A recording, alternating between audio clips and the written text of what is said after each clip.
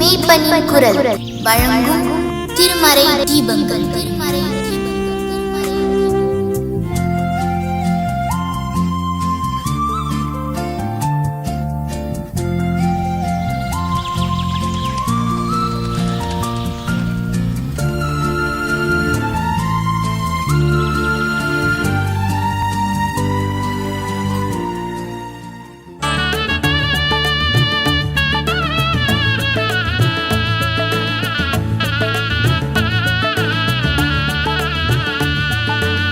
சோர்ந்து போகாதே மனமே, சோர்ந்து போகாதே,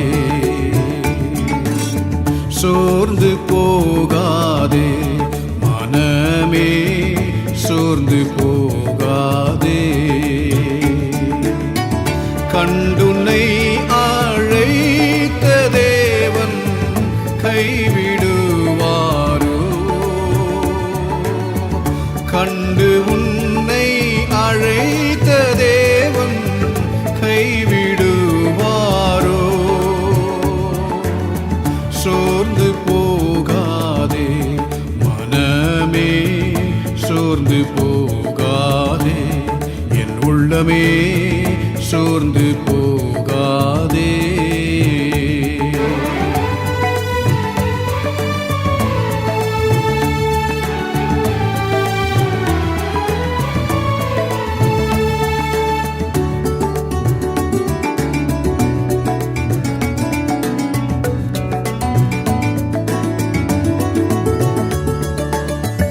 வாக்களித்த தேவனை நீ பாடிக்கொண்டாடு,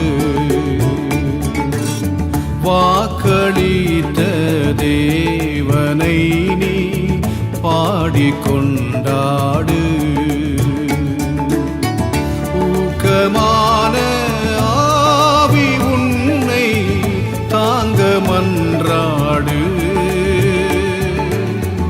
ஊக்கமான ஆவி உன்னை தாங்க மன்றாடு. சோர்ந்து போகாதே மனமே, சோர்ந்து போகாதே என் உள்ளமே, சோர்ந்து போகாதே.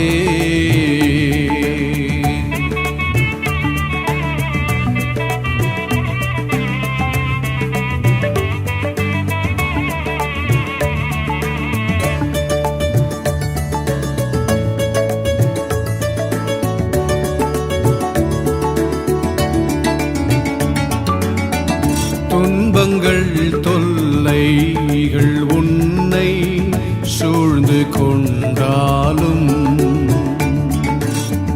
துன்பங்கள் தொல்லைகள் உன்னை சூழ்ந்து கொண்டாலும், அன்பர் உன்னை தேற்றும் நேரம் ஆனந்தம் அல்லோ? அன்பர் உன்னை தேற்றும் நேரம் ஆனந்தம் அல்லோ? சோர்ந்து போகாதே மனமே, சோர்ந்து போகாதே என் உள்ளமே, சோர்ந்து போகாதே.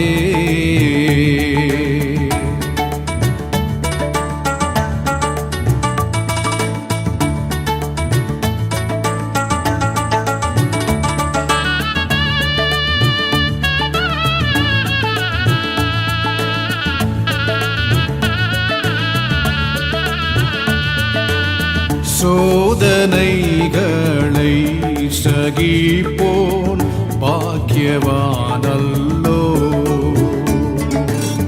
சோதனைகளை சகிப்போன் பாக்கியவானல்லோ? ஜீவ கிரீடம் சூடும் நேரம் என்ன பேரின்பம், ஜீவ கிரீடம் சூடும் நேரம் என்ன பேரின்பம். சோர்ந்து போகாதே மனமே, சோர்ந்து போகாதே என் உள்ளமே, சோர்ந்து போகாதே. இறை இயேசுவில் அன்பிற்குரியவர்களே, உங்கள் அனைவருக்கும் வணக்கத்தையும் வாழ்த்துலையும் கூறிக்கொள்கின்றேன். இந்த நாளின் சிந்தனையின் செம்பொருள் சோதனையை மகிழ்ச்சியாக கருதுதல். இந்த சிந்தனையின் வழியாக உங்களோடு இடைபடுவது நினைத்து ஆண்டவராக இயேசு கிறிஸ்துவுக்கு துதியும் ஸ்தோத்திரங்களையும் ஏறெடுக்கின்றேன். சோதனையை மகிழ்ச்சியாக கருதுதல். Trials consider it all joy. அதற்கு கொடுக்கப்பட்டிருக்கின்ற திருமறை பகுதி யாக்கோபு நிருப பகுதியிலே 1வது அதிகாரம் வசனம் 2-3. என் சகோதரரே, நீங்கள் பலவிதமான சோதனைகள் அகப்படும் போது உங்கள் விசுவாசத்தின் பரீட்சையானது பொறுமையை உண்டாக்கும் என்று அறிந்து அதை மிகுந்த சந்தோஷமாக எண்ணுங்கள். My brothers and sisters, whenever you face various trials, consider it all joy. ஆகவேதான் சோதனையை மகிழ்ச்சியாக கருதுவதை குறித்து இந்த நாளிலே சிந்திப்பதற்கு ஆண்டவர் நம்மை அழைக்கின்றார். பலவிதமான சோதனைகள் மனிதனுடைய வாழ்க்கையிலே வருகின்றது. துன்பங்களாக, துயரங்களாக அந்த சோதனைகளை நாம் சாதனையாக மாற்றி மகிழ்ச்சியாக கருதுவதற்கு ஆண்டவர் நம்மை அழைக்கின்றார். God can turn trials into triumphs. கடவுள் சோதனையை வெற்றியாக மாற்றுகின்றவராக இருக்கின்றார். நம்முடைய இந்தியாவிலே அருட்பணியை மிக சிறந்த முறையில் நிறைவேற்றினதான 1793வது ஆண்டு இந்தியாவின் கல்கத்தா பகுதியில் வந்து ஊழியத்தை ஆரம்பித்ததான அருட்பணியாளர் வில்லியம் கேரி அவருடைய வாழ்க்கையில அடுக்கடுக்கான சோதனைகளை அவர் சந்தித்தார். அதிலும் குறிப்பாக 1812ஆம் ஆண்டு அவர் மிகுந்த கடினமாக உருவாக்கினதான அந்த பிரிண்டிங் பிரஸ், அச்சகமானது முழுமையாக தீயிலே எரிக்கப்படுகிறது. தீயினாலே எரிந்து சாம்பலாகின்றது. மிகவும் உடைந்து போகின்றார். அவர் உருவாக்கின மொழிபெயர்ப்புகள், காகிதங்கள், புத்தகங்கள் மிகுந்த அந்த தீ விபத்தினாலே அனைத்தும் சேதமான சூழ்நிலையிலே உள்ளம் சோர்ந்து போகின்றார். நாம் இந்த இடத்தில் இருந்தால் நிச்சயமாக திரும்பி சென்றிருப்போம். ஆனால் வில்லியம் கேரி அவர்கள் மிக உத்வாரத்தோடு இந்த சோதனையை எதிர்கொண்டு அவர் சொல்லுகின்ற வார்த்தை என்னவென்றால், சோர்வுற்றும் நான் துவண்டு விடவில்லை. மறுபடியும் அந்த அச்சக பணியை ஆரம்பிக்கின்றார். மொழிபெயர்ப்பு பணியிலே ஈடுபடுகின்றார். திருமறையை மொழிபெயர்ப்பு செய்கின்ற பணியிலே தன்னை முழுமையாக ஈடுபடுத்திக் கொள்கின்றார். அவர் சொன்ன வார்த்தை என்னவென்றால், The Lord has laid me low that may look more simply to him. ஆண்டவர் என்னை தாழ்த்தினார், ஆனால் நான் இன்னும் அவரை எளிமையாக பார்க்க முடியும். ஆகவே தீ விபத்தின் சோதனையிலும், தன்னுடைய அருமையான மகனை இழக்க ஒப்பு கொடுத்த போதிலும், தன்னுடைய மனைவியுடைய உடல் சுகவீனத்து நிமித்தமாக ஏற்பட்ட பல்வேறு சோதனைகளை அவர் சாதனையாக மாற்றி இந்த நாளிலும் நமக்கு ஒரு முன்னுதாரணமாக இருக்கின்றார். மனிதனுடைய வாழ்க்கையில சோதனைகள் வருவது இயல்புதான். ஆனால் விசுவாசத்தை சார்ந்து விசுவாசத்தை வலுப்படுத்துவதற்கு இது உதவியாக இருக்கிறது. ஆகவேதான் யாக்கோபு 1வது அதிகாரம் 12-13 சோதனையை சகிக்கிற மனுஷன் பாக்கியவான், அவன் உத்தமன் என்று விளங்கின பின்பு கர்த்தர் தம்மிடத்தில் அன்பு கூறுவர்களுக்கு வாக்குத்தத்தம் பண்ணி ஜீவ கிரீடத்தை பெறுவான். சோதிக்கப்படுகிற எவனும் நான் ஆண்டவரால் சோதிக்கப்படுகிறேன் என்று சொல்லாதிருப்பானாக. இந்த உலகத்திலே சோதனைகள், துன்பங்கள், துயரங்கள் வருகின்ற போது நம்முடைய விசுவாசம் வலுப்படுத்ததாக இருக்க வேண்டும். இறை பற்றுறுதியிலே, விசுவாசத்திலே, நம்பிக்கையிலே நாம் உறுதியாக காணப்பட ஆண்டவர் நமக்கு அழைப்பை தருகின்றார். அன்புக்குரியவர்களே, 1 கொரிந்தியர் 10வது அதிகாரம் 13வது வசனத்திலே, உங்கள் திராணிக்கு மேலாக நீங்கள் சோதிக்கப்படுகிறதற்கு அவர் இடம் கொடாமல் சோதனையை தாங்கத்தக்கதாக அதிலிருந்து தப்பித்துக் கொள்ளத்தக்கதான வழியை ஆண்டவர் நமக்கு உருவாக்குகின்றார். யோபு பக்தனுடைய வாழ்க்கையிலும் சொல்லுகின்ற போது யோபு 23:10 அவர் என்னை சோதித்த பின் நான் பொன்னாக விளங்குவேன் என்று சொல்லுகின்றார். ஆண்டவருடைய பணிவிடைகளை நிறைவேற்றுகின்ற பாதையிலே யோபு பக்தன் அடுக்கடுக்காக சோதனைகளை சந்திக்கின்றார். இழப்புகள், வேதனைகள், தாங்க முடியாத காரியங்களை சந்தித்த பின்பும் யோபு சொல்லுகின்ற வார்த்தை, அவர் என்னை சோதித்த பின் நான் பொன்னாக விளங்குவேன் என்று சொல்லுகின்றார். இயேசு கிறிஸ்துவும் சிலுவை மரணத்துக்கு நேராக தன்னை கையளிக்கின்றவராக கடந்து செல்கின்ற போது பல சோதனைகளை அவர் மேற்கொள்கின்றார். 3 முறை சாத்தானால் சோதிக்கப்படுகின்றார். ஆனால் எல்லா சோதனைகளையும் ஆண்டவர் நம்மை மீட்கும்படியாக அதை எதிர்கொள்கின்றார். மத்தேயு எழுதின நற்செய்தி நூல் 26:41 சோதனைக்கு உட்படாதபடி விழித்திருந்து ஜெபம் பண்ணுங்கள் என்று சொல்லி நமக்கு ஒரு மாறாத பிரமாணத்தை தந்திருக்கின்றார். ஆகவே இந்த சோதனைகளை நாம் மேற்கொள்வதற்கு விழித்திருந்து ஜெபம் பண்ண நாம் கடமைப்பட்டவர்களாக இருக்கின்றோம். ஆகவேதான் திருக்குறளிலே திருவள்ளுவர் சொல்கின்ற போது இடுக்கண் வருங்கால் நகுக அதனை அடுத்துருவ அத்தோப்பதில் என்று சொல்லுகின்றார்.